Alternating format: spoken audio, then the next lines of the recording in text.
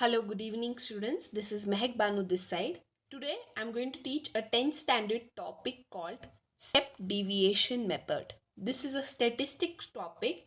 It is one kind of method to find mean. Okay, one kind of a method to find mean. You have many kind of methods to find mean. Today I'm going to particularly teach you how to find step deviation method. Yes, to find out step deviation method, like in every sum, you will be having your x data and f data being given for you.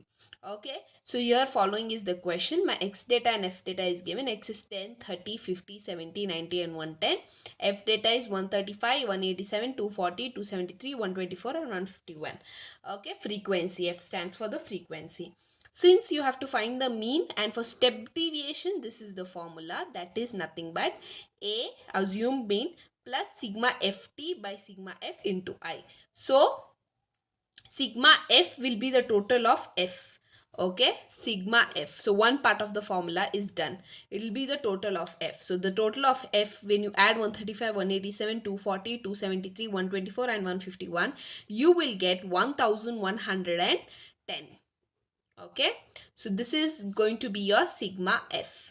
One part of the sum done. Okay, now to get sigma ft, you need to follow three steps. Okay, that is, you'll do d. How you will do d? D is nothing but x minus a. And then you will do t. That is nothing but what you got, x minus a by I. I'll tell you what I is. Okay, once you finish d and t, then finally with f, you'll multiply t, you'll get your ft column. Okay, so to get this part of the sum, you need to follow three steps. After that only you will get this one's total will be sigma ft. So for sigma ft, you need three steps. Actually the sum is a good mark sum. Okay, you will get very highest marks. It'll come for high marks. Okay, but the thing is, many students fail to do it. There is many students think that this is a complicated concept, but then if you know the formula ft by f into I, a plus ft by f into I, you know this, you know half of the sum. Only thing is, for sigma f, a, I, everything is direct. Only for sigma ft, in this part of the question, three steps will be over here. Only for only ft, you have to do two more columns. That is it. For that you can get easily marks. Okay, only you don't even need practice. Only you need to know the formula. Once you know the formula and once you keep doing sums, automatically you can do any kind of sums. Okay, only the formula is important. You don't have to even by heart any steps, nothing. It goes in. Eventually you will understand how to do the sum. Okay, now as I told you, a, I and ft will be in a part of the question itself. Only for sigma ft you have to do. So a will be nothing but, you can see the x column data here. 1, 2, 3, 4, 5, 6 categories are here. So if it is an odd number, obviously you will get one middle number. Since this is an even, you are having two middle numbers here. Okay, since if it was odd, directly one number in middle it would be. Since this is an even set, you got two middle numbers. So 50 and 70, you have to choose the highest. In 50 and 70, who's the bigger number? 70. So obviously your A will be 70. Understood how we got the A? Yes. Sigma f you understood. Now we'll come to I. I is nothing but, again, I will also be in x data only. The difference between each interval. So the difference between each interval is how much? 10 to 30. What's the difference? 20 is the difference. From 30 to 50, 20. From 50, 60, 70. So basically 20 is the difference. Same way, from 70 to 90, 20 is the difference. So what is the intervals differences? That is your I. So I is 20. Got it? So three parts of the sum is done. Only now FT computation is needed. That's it. Now I'll show you first one how we will do. What is X? 10. What is your A? 70. Right? So 10 minus 70. A will be constant for everyone. A will be 70 only. Only your X will be changing. That's how you'll get your D. Any doubt? Yes. So what is T basically? D by I. So T is basically, you will need D. Without D you can't get T. Without T you can't get FT. Are you getting my point? Yes. So 10 minus 70 is nothing but minus 60, bigger number sign. Plus into minus, minus, always bigger number sign. Okay, I hope you know all the 4 rules. Plus into minus is minus, minus into plus is minus. I hope you know all those rules. Yeah, next we will move on. For example, next is 30 minus 70.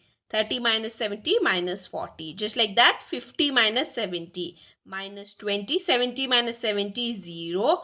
90 minus 70, 20. Positive. 110 minus 70 is 40. So, this is the set of D. Once you get D, next column is T. For T, what you will do? You'll just do D by I. Once you start doing D by whatever you get, this is your D by I. You know, for example, 60. But what is your I? 20.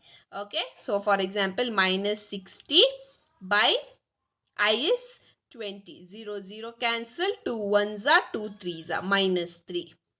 Just like that. 40 by 20, which will be minus 2. 20 by 20, which will be minus 1. 0 by 20, 0. 20 by 20, 1. 40 by 20, 2. Understood? You got your T column as well. Now the last step will be left, that is F and T. You'll start multiplying. 135 into minus 3 minus 405. Same way, 187 into 2 minus 374. 240 into 1, 240. 273 into 0, 0. 124 into 1, 124. 151 into 2, 302. So the total of sigma ft will be minus 593.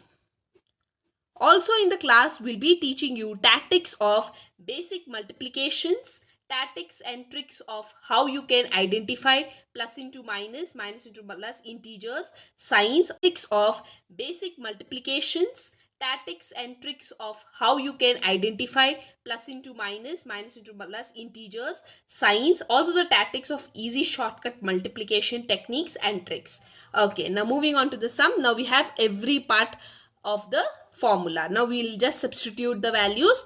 So let's solve the final part. So A is 70 plus sigma ft is nothing but minus 593 by sigma f is nothing but 1110, that is 1110 into your I is how much? 20. Got it? Yes. Now we'll need to solve this. So very simple.